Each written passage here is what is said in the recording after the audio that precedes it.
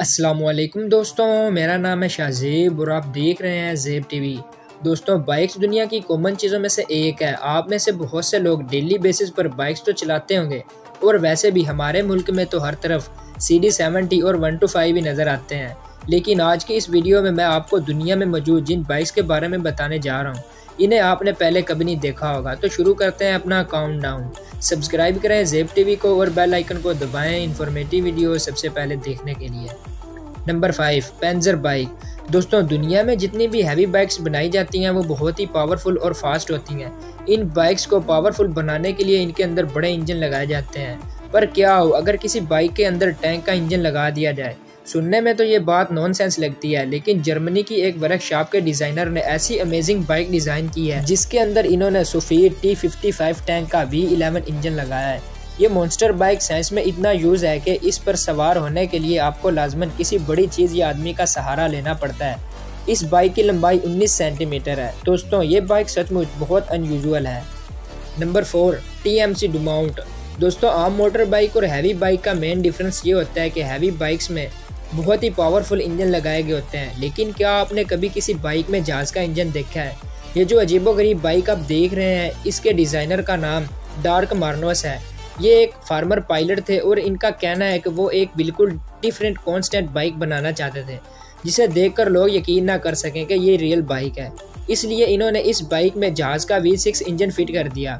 اس bike کا engine 300 horse power رکھتا ہے اور اس میں 36 انچ کے 2 ہاربلیس ویلز بھی لگائے گئے ہیں، اور ان پر کور نہ ہونے کی وجہ سے آپ اسے کسی آف روڈ یا پانی والی جگہ پر نہیں چلا سکتے۔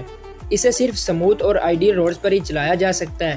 اس کی باڈی کو کارین فائبر اور ایلومینیم سے بنایا گیا ہے۔ یہ موٹر سائیکل اپنی یونیک ڈیزائن کی وجہ سے ڈاٹی ٹونا بائک فیسٹیول میں بہت سے ایوارڈ بھی جیت چکا ہے۔ یہ سچ مچ بہت ہی امیزنگ ہے۔ Number 3، فائنڈی cycle. دوستوں، عام طور پر موٹر سائیکلز کا استعمال رش والی جگہوں سے ایزیلی گزرنے کے لیے کیا جاتا ہے، کیونکہ موٹر بائکس تنگ راستوں سے بھی آسانی سے گزر جاتے ہیں۔ اگر ہیوی بائکس کی بات کی جائے تو ان میں آئے دن نئے ماڈلز ریلیز کیے جا رہے ہیں جو کسٹمر کو اپنی طرف اٹریکٹ کر سکیں اور ان پر رائڈ کرنے کو دل چاہتا ہے۔ دوستوں، یہ جو بائک آپ دیکھ رہے ہیں، بس اس کے ڈیزائنر اتنا عجیب و غریب ہے کہ کوئی بھی اسے چلانا پسند نہیں کرے گا۔ دوستوں، پہلی نظر میں دیکھنے سے تو یہ شو پیس لگتا ہے، لیکن ایسا کچھ بھی نہیں، یہ ایک ریئل بائک ہے۔ اس کے ڈیزائنر نے اس کو ایک فینٹیسی کا نام دیا ہے۔